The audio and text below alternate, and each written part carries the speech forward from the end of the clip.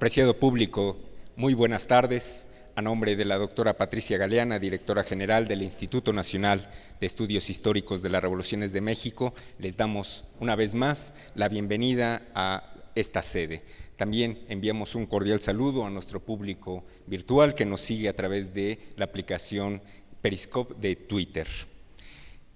En esta ocasión, en la séptima sesión del módulo 5 del curso anual de Historia Diplomática de México, tenemos como invitada especial a la doctora Leticia Rivera Cabrieles. Ustedes la conocen, ya ha venido a dar conferencias en otras ocasiones, también es autora de varios de nuestros títulos, así que o la conocen en vivo o han leído y recorrido sus páginas. Para que ustedes tengan una idea más completa de la conferencista que nos acompaña la tarde de hoy, haré lectura de su semblanza curricular. La doctora Leticia Rivera Cabrieles es licenciada y maestra en Humanidades y doctora en Historia por la Universidad Autónoma Metropolitana. Se ha desempeñado como profesionista en el Archivo General de la Nación y en la Contaduría Mayor de la Secretaría de Hacienda. Por parte de la Secretaría de Marina Armada de México, es capitana de corbeta con 20 años de servicio. Entre otras funciones, ha sido jefa de la Biblioteca del Centro de Estudios Superiores Navales, investigadora del Museo Histórico Naval en Veracruz, colaboradora de la Unidad de Historia y Cultura Naval, así como catedrática e investigadora del CESNAV. Es especialista en Historia Naval y ha impartido clase en la Universidad Nacional Autónoma de México y en el Centro de Estudios Superiores Navales de la Secretaría de Marina. Es autora de los siguientes libros: Vicealmirante Ángel Ortiz Monasterio, precursor de la Marina Mexicana, del Porfiriato a la Decena Trágica. Asimismo, Las Revoluciones de México en el Mar. Es coordinadora y coautora de las siguientes obras: Historia General de la Secretaría de Marina Armada de México, en 2 volúmenes, lo pueden encontrar tanto en nuestra biblioteca como disponible en la librería. Y el siguiente título también, de la intervención diplomática a la invasión armada, México frente a Estados Unidos durante 1914, y el libro El imaginario de la segunda intervención norteamericana. La tarde de hoy, la doctora Rivera Cabrieles examinará la declaración de guerra de México contra las potencias del eje. La recibimos con un aplauso muy amables.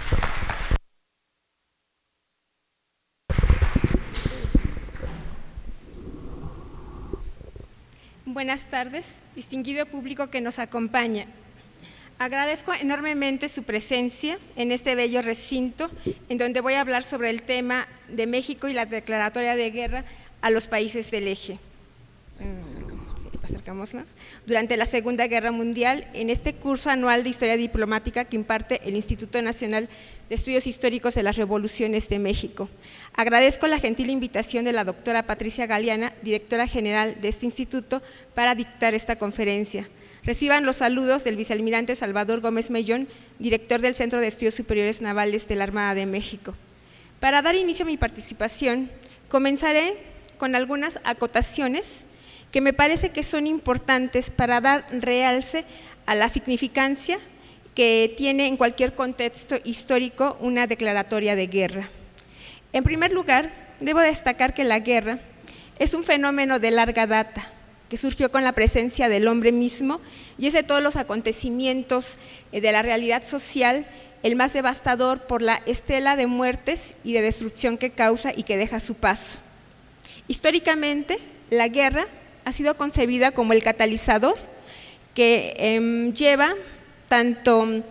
al ascenso como a la caída de un sinnúmero de civilizaciones, de organizaciones sociopolíticas que han derivado en múltiples formas de gobierno que han ido desde las confederaciones tribales, los imperios, los reinos, hasta los modernos estados-nación como nosotros los conocemos.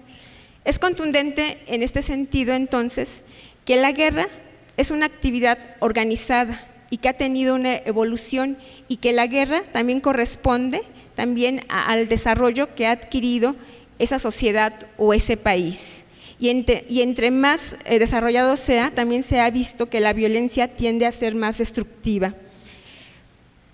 por lo que resulta entonces significativo tratar de comprender el porqué y para qué de la guerra. Reflexionar si la guerra puede ser considerada como resultado de la eclosión de la naturaleza del hombre o si es producto de la distensión que se genera en las diversas estructuras de la realidad social. Sea como fuere, el análisis de la guerra permite investigar cómo se construyen las estructuras de poder, cómo se transforman, cómo continúan y cómo desaparecen también, por lo que este fenómeno posee una grave incidencia en la realidad social.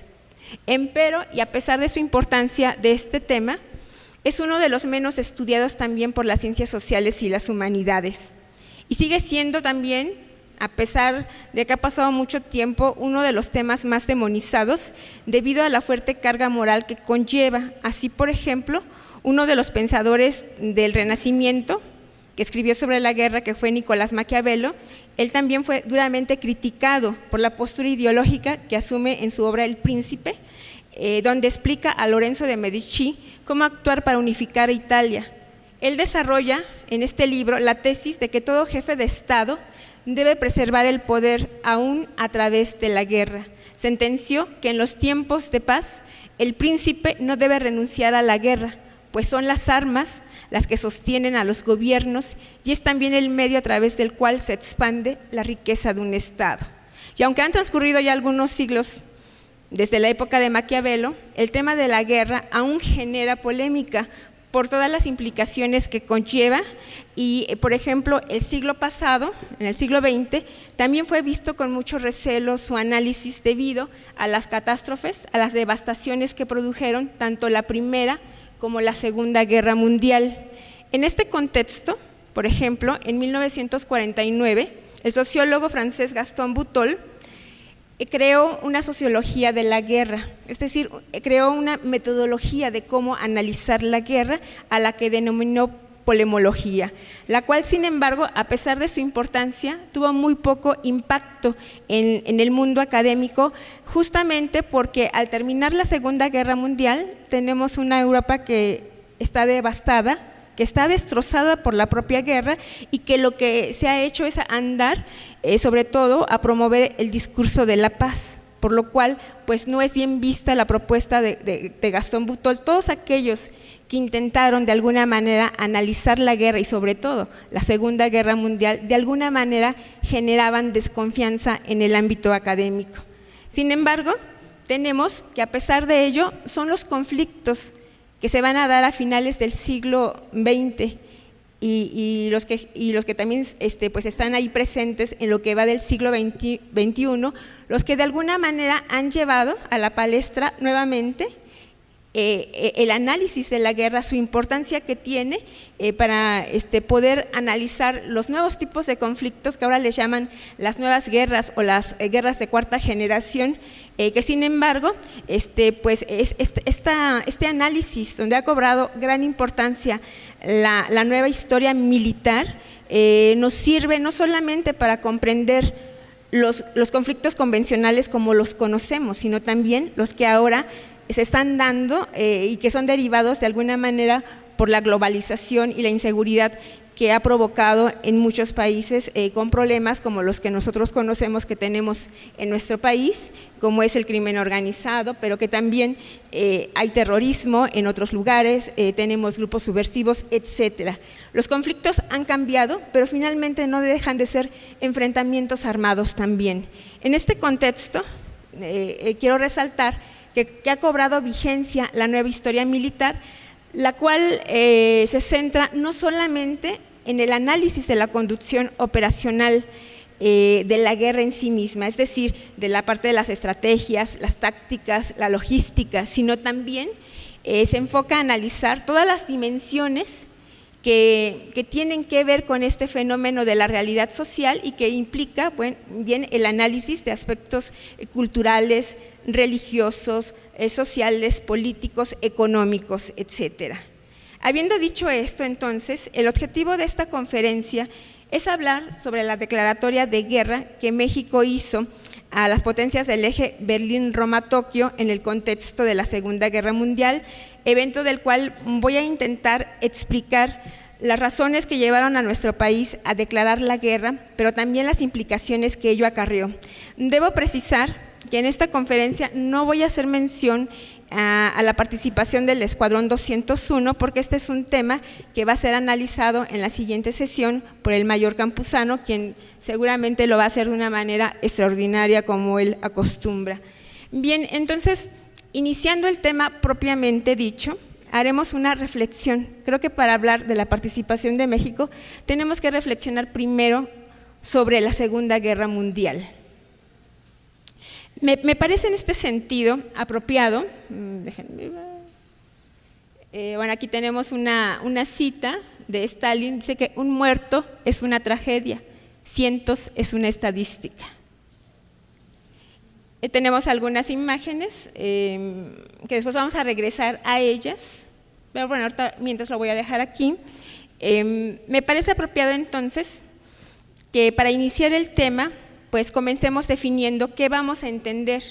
por el concepto de guerra, el cual, como sabemos, pues es un concepto histórico, por tanto es dinámico, es cambiante, está en continua transformación de acuerdo a la época en que se desarrolla esa guerra. Sin embargo, podemos decir que a pesar de que es un concepto histórico, también hay ciertas características que nosotros podemos identificar en la guerra, que serían lo que algunos autores han llamado como variantes o constantes, es decir, que hay similitudes a veces entre las guerras. Esto no quiere decir que sean idénticas, porque ninguna guerra es idéntica, porque responde a su propio contexto histórico. En ese sentido, habiendo dicho que bueno, es un concepto histórico, también desde el punto de vista lingüístico, la palabra guerra tiene varios significados que transitan desde el campo político y social hasta lo individual, pero también hacia lo moral, yéndonos hacia la parte del sentido en el campo político y social. Tenemos que el diccionario de la Real Academia Española define la guerra en un sentido bélico como la lucha armada entre dos o más estados. Otra fuente, como ABC, refiere que la guerra es el conflicto sociopolítico más grave que puede existir entre dos o más grupos humanos. Como ustedes pueden ver, son dos definiciones muy semejantes,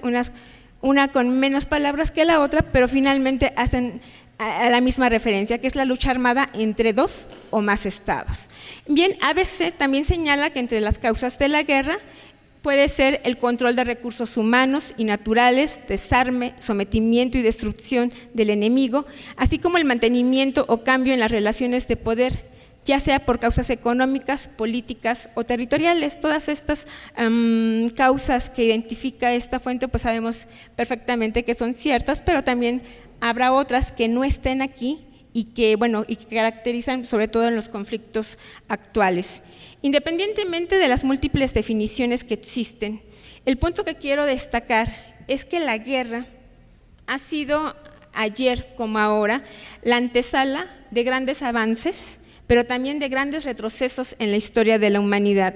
Desde la perspectiva del materialismo histórico de Carlos Marx, la guerra es una necesidad ineludible del desarrollo.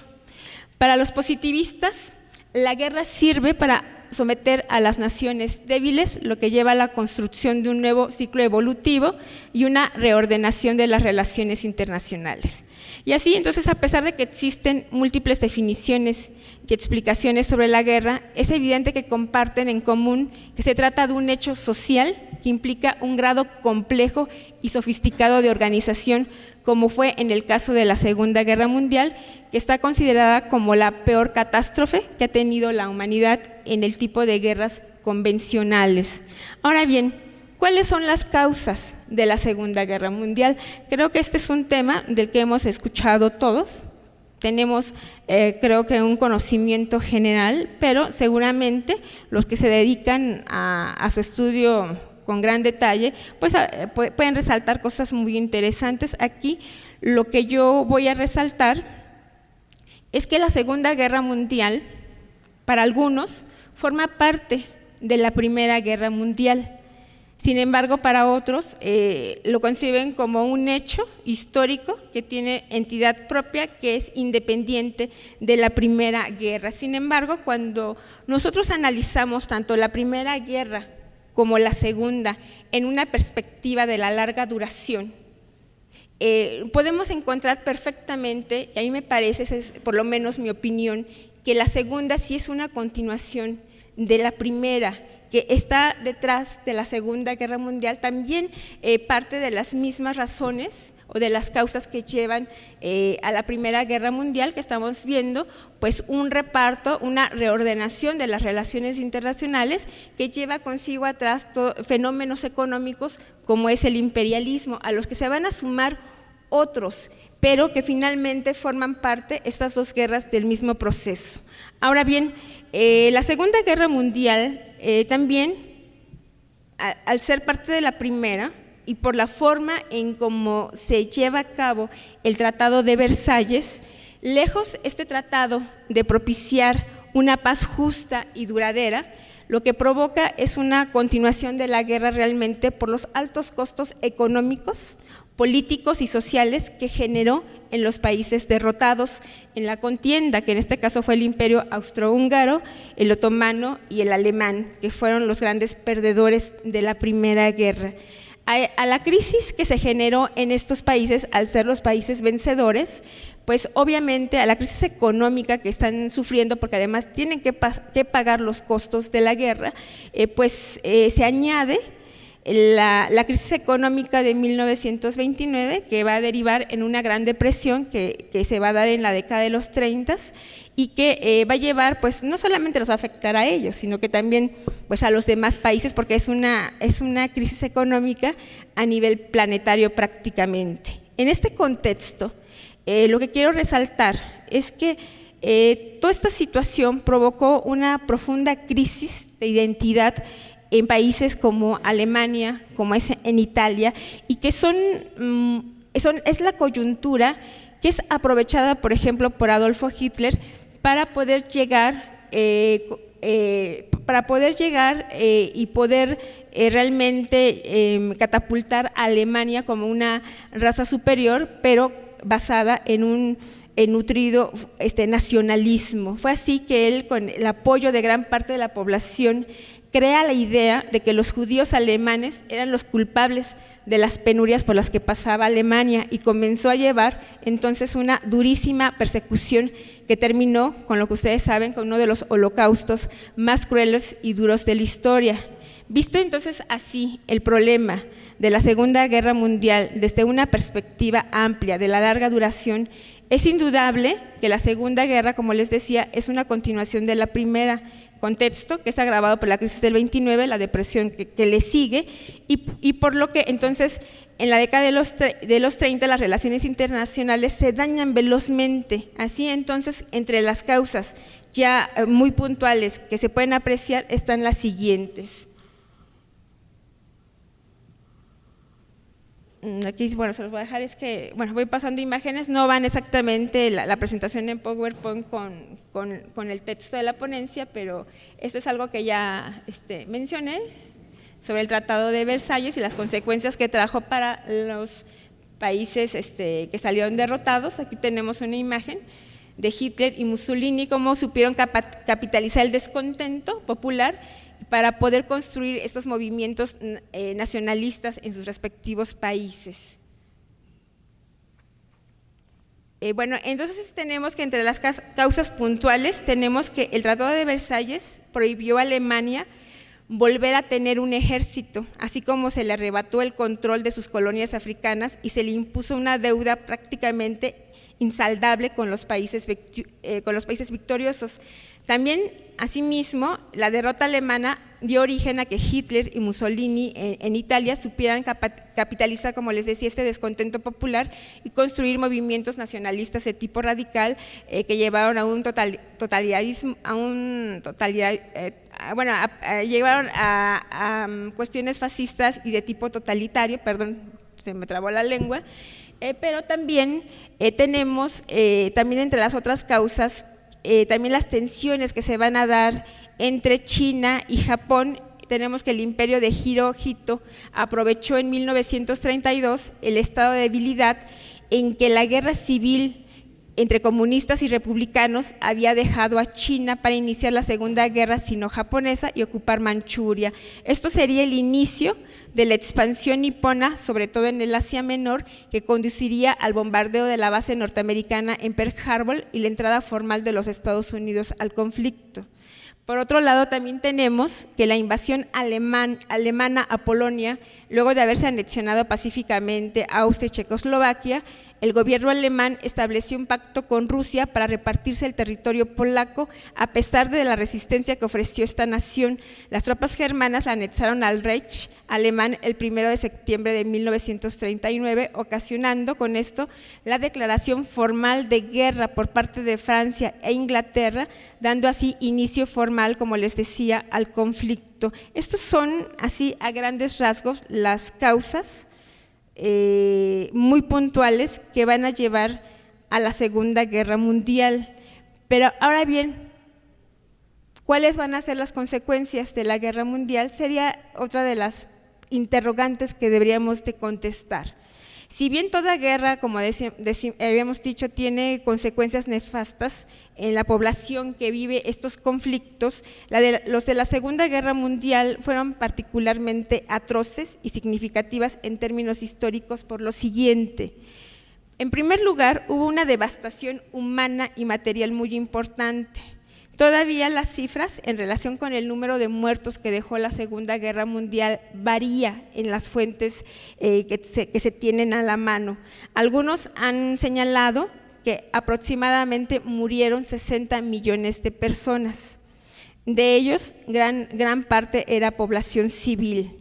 Por otro lado, tenemos que hubo una devastación material también por los bombardeos masivos de ciudades e instalaciones industriales que generaron enormes pérdidas materiales. La capacidad ofensiva de las nuevas armas que se utilizaron en la Segunda Guerra Mundial y de las nuevas tácticas de guerra con el uso de bombardeos aéreos, que era el arma que innova de alguna manera en esta guerra mundial, el uso de portaaviones, unidades de paracaidistas, tanques con potentes cañones, bombas autopropulsadas como son los cohetes, más la bomba atómica, explica parte de las grandes destrucciones y matanzas que se produjeron sobre todo en la Unión Soviética, en Alemania, en Japón, en Francia y en la Gran Bretaña.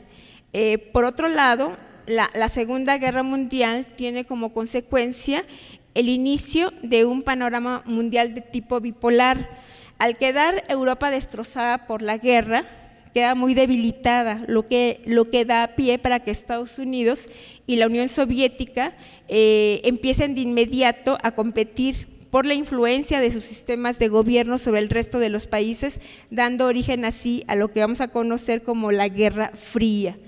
Por otra parte, pues también la Segunda Guerra Mundial trajo consigo la división de Alemania, quedó dividida ideológicamente entre Estados Unidos y la Unión Soviética. Llevó esto a que Alemania quedara dividida en la República Federal Alemana, capitalista y bajo control europeo, y la República Democrática Alemana comunista, bajo administración soviética. Esta división fue particularmente notoria en la ciudad de Berlín, en la cual se construyó un muro para separar a las dos partes. Por otra parte, también otra de las consecuencias que tuvo la Segunda Guerra Mundial fue el terror que se produjo también entre la población civil hacia los efectos de la bomba nuclear. El bombardeo a Hiroshima y Nagasaki por parte de las fuerzas norteamericanas pues ocasionó toda una tragedia que llevó a la rendición inmediata prácticamente de Japón, lo que desencadenó este terror también por parte de la población al ver los efectos tan devastadores de lo que puede generar una guerra nuclear. También pues llevó consigo a un nuevo orden jurídico y diplomático mundial. Luego de la guerra se creó la Organización de Naciones Unidas, la ONU, que reemplazó a la Sociedad de Naciones existente. Se le encargó la muy difícil tarea de evitar futuros conflictos de semejante envergadura, apostando por la vía diplomática y por la justicia internacional, y que, como hemos visto, es un organismo que, aunque cumple un papel muy importante, pues las guerras no se han podido impedir a lo largo de la historia y después de las que se van a generar después de la Segunda Guerra Mundial. Y por último, pues hay un inicio de una descolonización que había comenzado hacia finales del siglo XIX, y como resultado de la guerra viene esta descolonización, sobre todo en países que se les denominó como del tercer mundo. Estos son algunos de los resultados que trae consigo la Segunda Guerra Mundial, que van a cambiar el mapa del mundo, van a sentar las bases de un nuevo periodo histórico en que la vieja Europa cede su hegemonía a dos nuevas superpotencias que se van a consolidar durante y tras las guerras, tras la guerra, como son Estados Unidos y la Unión Soviética. Ahora bien, entonces, habiendo dicho todo esto como una introducción al tema, entonces nos preguntamos, ¿cómo afectó la Segunda Guerra Mundial a México? ¿Cuál era el problema que en ese momento existía entre México y Estados Unidos en relación con la expropiación petrolera? Como antecedente, ubicándonos ahorita en la parte de la relación bilateral con Estados Unidos, tenemos que el 18 de marzo de 1938 se había llevado a cabo la expropiación petrolera y su nacionalización por parte del gobierno del general Lázaro Cárdenas, que no es más que el resultado de la implementación que llevó a cabo del artículo 27 de la Constitución de 1917. Como ustedes saben, desde el porfiriato había comenzado un monopolio tanto de las compañías de Estados Unidos como de Inglaterra en materia petrolera, que dominaban el 100% de todo lo que generaba este sector petrolero, y que pues habían ocasionado que México tuviera pérdidas, porque a pesar de que era un buen negocio, realmente muy pocas ganancias quedaba para el país. Cuando se toma la decisión por parte del general Cárdenas, esto conlleva a que el gobierno inglés rompa relaciones diplomáticas con México inmediatamente en 1938, mientras que Estados Unidos decide entonces decretar un embargo comercial y va a retirar a todo su personal técnico, dejando de adquirir además la plata mexicana y dando toda su preferencia a la compra de petróleo en Venezuela, lo que obviamente pues también afectaba al país porque bueno, llevaba a cabo la nacionalización, la expropiación de la industria, pero había que echarla a andar y eso no era una tarea fácil. Y si esto fuera poco de las medidas que toma el gobierno de Estados Unidos, tenemos otra que es la actitud que van a tomar todas estas compañías, que van a exigir a que se les pague de manera inmediata, se les indemnice por la expropiación que se ha llevado a cabo, y México no cuenta con el capital suficiente para poder pagar a las compañías, tanto las inglesas como las estadounidenses.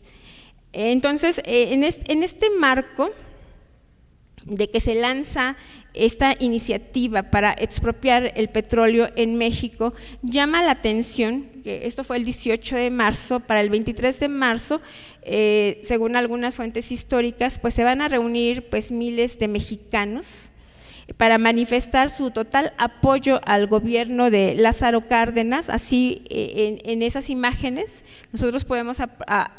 apreciar que hay desde gente muy humilde, gente del pueblo que llega con sus animalitos de la granja para ofrecerlos, para poder pagar la deuda que tiene México, pero no solamente lo apoya el pueblo, sino son los diversos sectores, en este caso hasta el empresarial y la misma iglesia, que le van a dar ese apoyo moral, no sé si también lo fue económico realmente, pero sí hay un apoyo a la decisión que ha tomado México en esos momentos. Podemos decir que existe un nacionalismo muy marcado para esos años en nuestro país, pero también un sentimiento anti Estados Unidos que se viene arrastrando desde años atrás. Ahora bien, en el discurso que da Lázaro Cárdenas de expropiación, él dice lo siguiente, les voy a leer una parte de ese fragmento, cito textualmente, dice: las compañías petroleras han gozado durante muchos años los más de su existencia, de grandes privilegios para su desarrollo y expansión, de franquicias aduanales, de exenciones fiscales y de prerrogativas innumerables, y cuyos factores de privilegio, unidos a la prodigiosa potencialidad de los mantos petrolíferos que la nación les concesionó, muchas veces contra su voluntad y contra el derecho público, significan casi la totalidad del verdadero capital de que se habla. Planteada así la única solución que tiene este problema, pido a la nación entera un respaldo moral y material suficiente para llevar a cabo una resolución tan justificada, tan trascendente y tan indispensable. Esta es una parte del discurso que va a dictar el general Lázaro Cárdenas en este momento histórico. Él menciona todos los privilegios que tienen las compañías petroleras en México, y eso es cierto. Estas compañías llegan durante el Porfiriato, como lo platicamos en alguna sesión anterior. Hay una política de puertas abiertas al capital extranjero, de grandes concesiones, no tienen que pagar impuestos, y en la medida en que México trató, por ejemplo, con Francisco I. Madero, de imponer un impuesto que era de 5 centavos por barril, lo que pues en todos los países se hace, se cobran impuestos, pero además esto permitía también llevar un control de lo que se estaba exportando de nuestro propio país en barriles de petróleo crudo. Esto vemos cómo aceleró también toda la conspiración contra el propio presidente, que es Francisco I. Madero. El sector petrolero fue uno de los grupos que más participó también en la caída, y esto tiene que ver también con las medidas que él toma en relación con este sector productivo tan importante para México. Bien, entonces tenemos que cuando llega, está ya en vísperas, bueno, no está en vísperas, más bien ya está la Segunda Guerra Mundial, pero Estados Unidos todavía no decide participar, pues, y que está viendo que cada vez pues es más, es un hecho de que va a tener que hacerlo. Empieza a ver que es necesario establecer un cinturón de seguridad en el continente americano, a través de lo que es toda América Latina, y obviamente México resultaba esencial por ser su traspatio, por estar pegado geográficamente a Estados Unidos. Resultaba vital que México formara parte de esa defensa hemisférica. Sin embargo, la relación tensa que había a causa del petróleo era lo que podía echar a perder que México decidiera participar en esa defensa del continente, porque había que proteger al continente tanto del lado del Atlántico, pero también sobre todo del Pacífico, porque Estados Unidos temía que pudiera ser atacado por Japón, cosa que ocurrió un poco después cuando atacan el puerto de Pearl Harbor. Entonces así tenemos que la administración Roosevelt, en aras de conseguir esa seguridad continental, llegó a sacrificar grandes intereses económicos de sus propias empresas antes de arriesgarse a perder a un aliado tan importante como era México, todo lo cual pues redundó realmente a favor del gobierno de México en ese momento, y también de Ávila Camacho, ya que ambos presidentes también supieron aprovechar la coyuntura de guerra para también verse beneficiado el país en algunos aspectos. Así tenemos entonces que entre 1938 y 1940 Estados Unidos va a promover la realización de 3 conferencias panamericanas, cuyo objetivo primordial es establecer una organización conjunta en América Latina para impedir que haya una penetración nazi.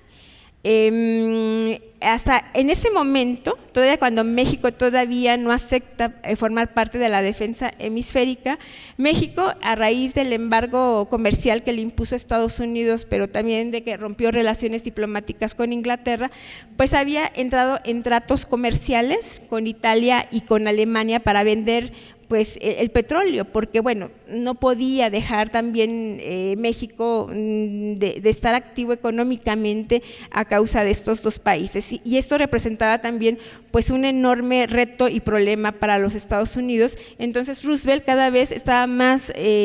convencido de que era necesaria la participación de México en la defensa hemisférica, que tenía que atraérselo, que tenía que ganárselo, para que México aceptase hacer lo que le pedían en ese momento. Ahora bien, entonces Estados Unidos, consciente de la vulnerabilidad que significaban las costas de América Latina, incluida la de México, plantea por primera vez la necesidad de tener que fortalecer la estructura económica y militar de estos países, para lo cual el subsecretario Welles prometió incrementar la asistencia financiera para establecer ese cinturón de seguridad en torno a las costas del continente para cerrar el paso a los países del área. Resulta importante señalar en este contexto que para 1940 la amenaza alemana no solamente se limitaba a un ataque militar propiamente dicho, sino que incluía un peligro que era más inminente para Estados Unidos, que era el reto económico. Una Alemania victoriosa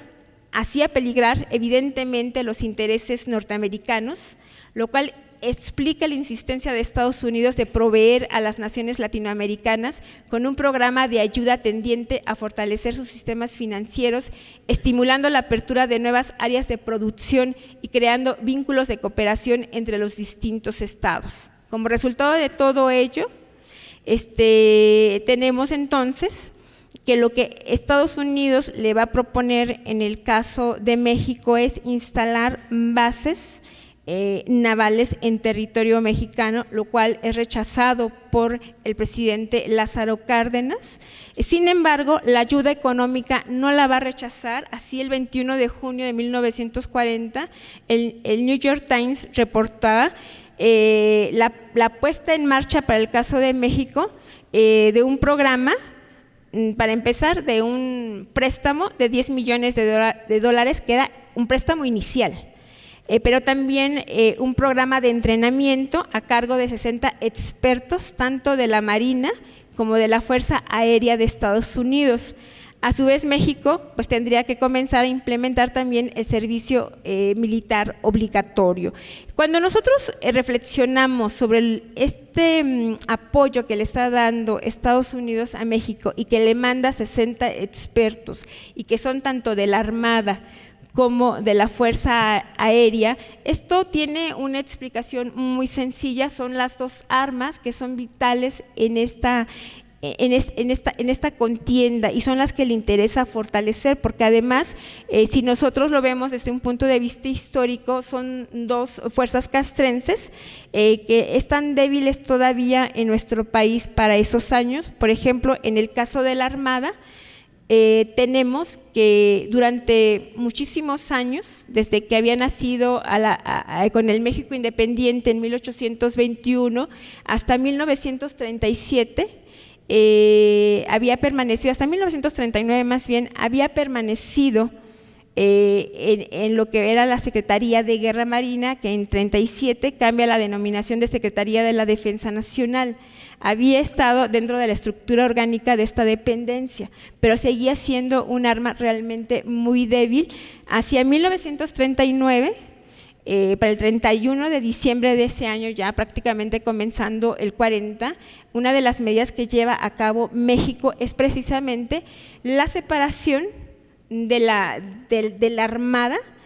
de la Secretaría de la Defensa Nacional. Se convierte en un departamento autónomo que se llamó Departamento de la Marina Nacional, donde va a quedar insertada la Armada y también todas las áreas que tenían que ver con el desarrollo marítimo del país. Esto era necesario. Al año siguiente, no es fortuito que hacia el 30 de diciembre de 1940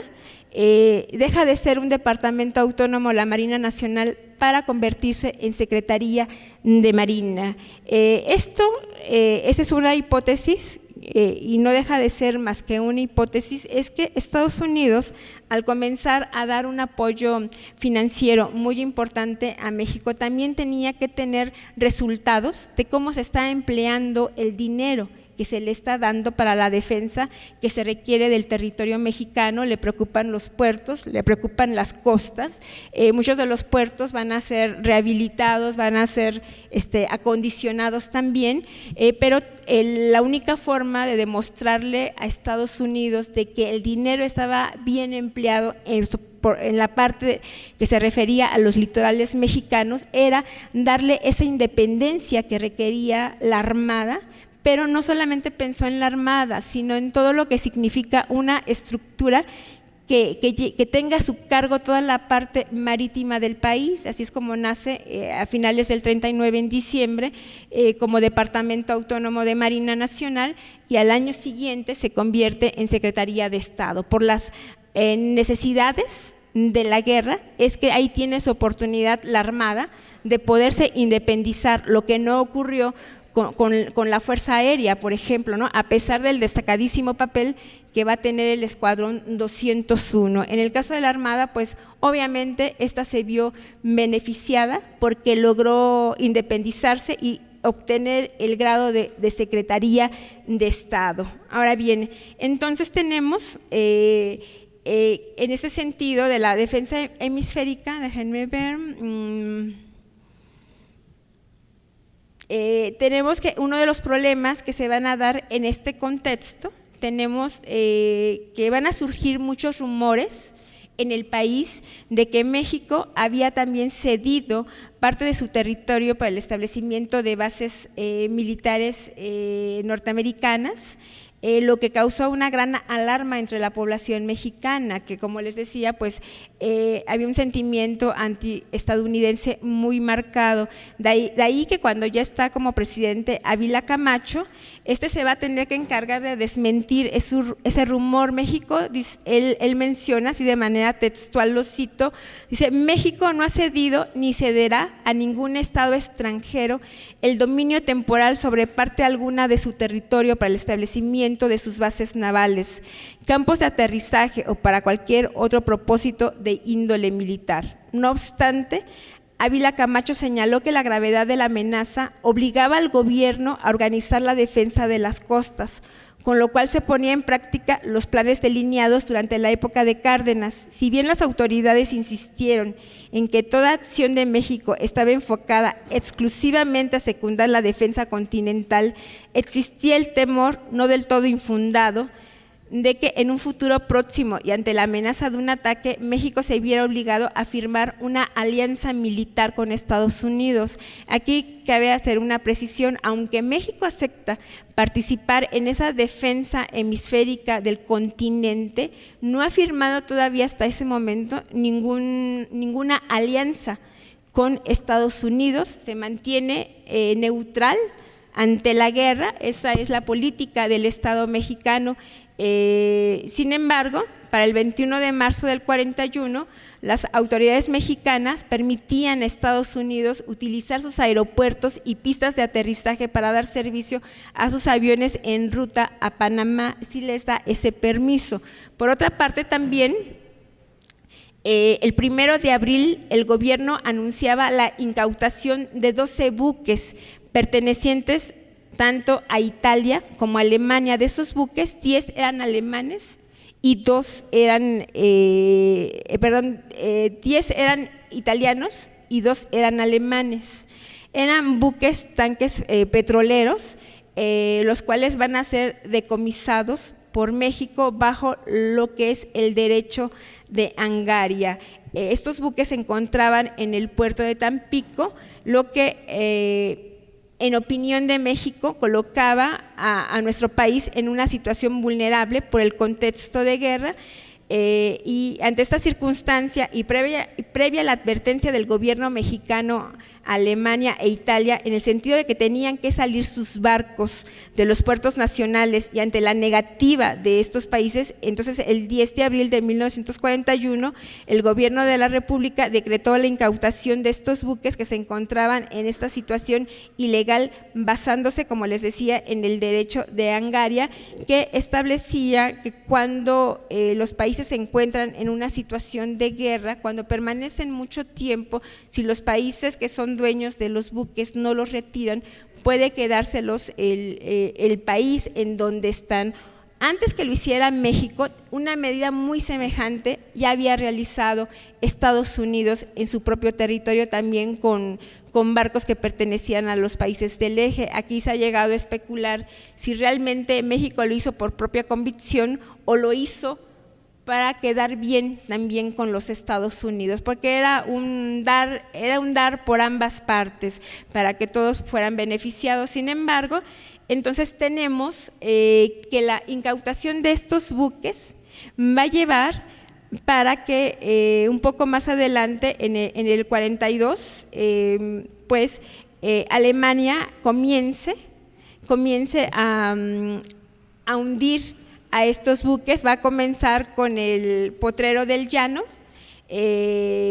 a hacer su hundimiento, lo que va a provocar, y después casi inmediatamente también con el Faja de Oro, lo que va a provocar, aparte de que mueren marinos en estos hundimientos, marinos tanto de la Marina Mercante como de la Armada, porque los buques fueron tripulados también por marinos de guerra, porque esa fue la orden que se recibió de la Secretaría de Marina, que fue la secretaría de la cual quedaron bajo su mando estos buques que habían sido incautados.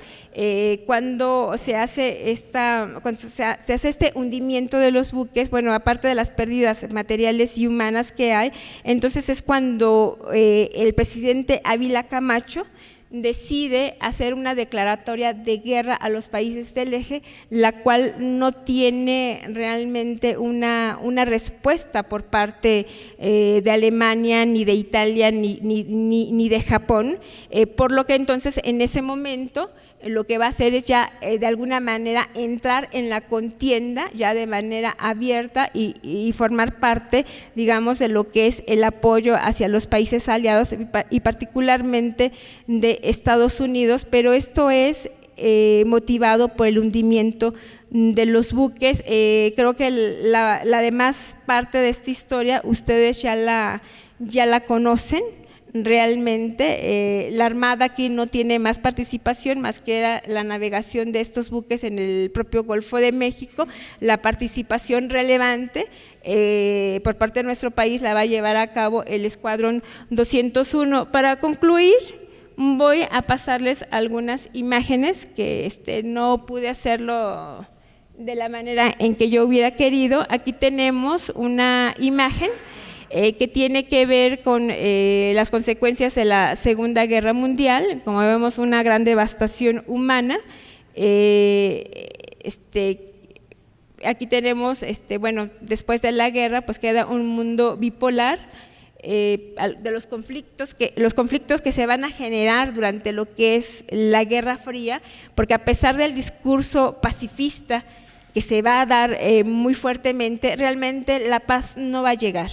Realmente no va a llegar y va a haber muchos conflictos. Así vamos a ver otras guerras en las que va a incursionar Estados Unidos, por ejemplo en Vietnam y en otros países en Asia, en donde va a tener derrotas importantes Estados Unidos, y es aquí donde quiero retomar lo que mencionaba en un principio, como las guerras, a pesar de en las guerras convencionales, a pesar de que en este caso era una ofensiva por parte de Estados Unidos, bien equipado, bien entrenado, con todos los medios para poder tener éxito, por ejemplo, en contra de Vietnam, tiene derrotas importantes. Es aquí donde entran otros factores que van más allá de lo que es la organización logística de la guerra, donde cuestiones culturales que tiene que ver con la población en donde están llevando a cabo la guerra también son de suma importancia, y esa es la propuesta que hace la nueva historia militar, de estudiar los conflictos de guerra, pero en todas sus dimensiones, no solamente en la conducción operacional de la guerra, sino también en los aspectos sociales, políticos, económicos, culturales, religiosos, porque estos son importantes para poder entender a veces por qué se ganan o por qué se pierden también las guerras, cuál es el papel que juega la población en todo esto. En este caso, para el tema que nos ocupa el día de hoy, bueno, aquí vemos un mapa de la división, cómo quedó dividida Alemania después de la Segunda Guerra Mundial. Queda dividido por los dos bloques en el poder, los que pertenecen a la Unión Soviética como la otra causa que abandera Estados Unidos, que es el capitalismo, y el otro el comunismo. Tenemos también pues que el terror que produjo las bombas nucleares, sobre todo con los ataques de Hiroshima y Nagasaki. Tenemos, bueno, esto ya lo había mencionado, la creación de la ONU y la descolonización del tercer mundo. Y en el caso de México, aquí vemos creo que algunas imágenes que dicen mucho más que lo que pueden decir las palabras. Vemos aquí al presidente Lázaro Cárdenas cuando está dando su discurso sobre la expropiación petrolera, las razones por las cuales se lleva a cabo. En su imagen de la derecha, en la parte superior, nosotros ahí podemos ver también cómo están algunas personas de origen humilde con algunos animalitos que llevan como apoyo al presidente por la medida tomada. Y bueno, y la de abajo, pues vemos a los mexicanos de ese entonces marchando, donde con la leyenda del petróleo pertenece a México. Era hora de poner en vigor lo que establecía el artículo 27 de la Constitución mexicana. Y bien, aquí tenemos una imagen cuando México decide incautar los buques de los países del eje, los 12 buques, y como les decía, hay historiadores que señalan que esta fue una medida casi inmediata a la que tomó Estados Unidos previamente, que también incautó los buques tanto de Alemania como de Italia que se encontraban en su territorio, medida que es también pues llevada a cabo aquí en México, lo que va a provocar también el hundimiento del Potrero del Llano, que es el primer barco que van a hundir. Aquí vemos pues la imagen de arriba, vemos cómo se está incendiando, y algunas de las notas de lo que se publicó en el momento de la enérgica protesta que llevó a cabo México por este hundimiento, lo que se tomó como una agresión también a la soberanía nacional, ya que los buques pues también son portadores de esa soberanía y del pabellón mexicano. Aquí tenemos un mapa donde nosotros podemos ver todos los buques que van a ser hundidos, pero que no eran finalmente de nosotros, aunque los habíamos decomisado. Nada más que no alcanzo a ver muy bien, pero aquí les voy a decir los nombres de estos buques, que es el Oaxaca, tenemos el Amatlán, el Tuxpan, las Chuapas, bueno, como les decía, también el Potrero del Llano, Faja de Oro, tenemos es que no alcanzo a ver muy bien, no sé si ustedes alcanzan a distinguir bien los nombres, y se ve los puntos en donde son hundidos. Aquí surgió también toda una polémica si realmente habían sido hundidos por Alemania o si habían sido hundidos por propio Estados Unidos para provocar que México se sumara a la guerra. En realidad existen las dos versiones. No se ha llegado así como que a una verdad definitiva. Recuerden que la historia siempre es una aproximación,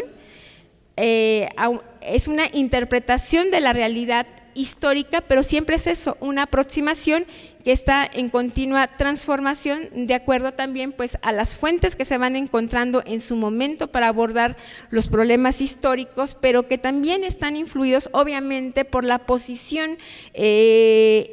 ideológica, social, de todo tipo que asume también el investigador, porque no es posible, como querían los positivistas, de que los historiadores tomáramos una historia objetiva donde describiéramos todo lo que venía en los documentos tal cual como había sucedido. Sabemos que la historia está penetrada por la ideología y por todas esas tensiones que se dan en el campo social, ¿no? Y que tiene que ver con la lucha de clases, con muchos otros factores, y entonces todo eso incide. Hay muchas especulaciones realmente, yo las he visto en internet, no puedo dar aquí una postura definitiva de acuerdo a los libros serios hechos por académicos. Realmente sí fueron hundidos estos buques por Alemania, no por Estados Unidos, pero también existe la otra versión. De mi parte pues sería todo, Y bueno, ahorita van a hacer una intervención por parte del doctor Guerrero. Gracias.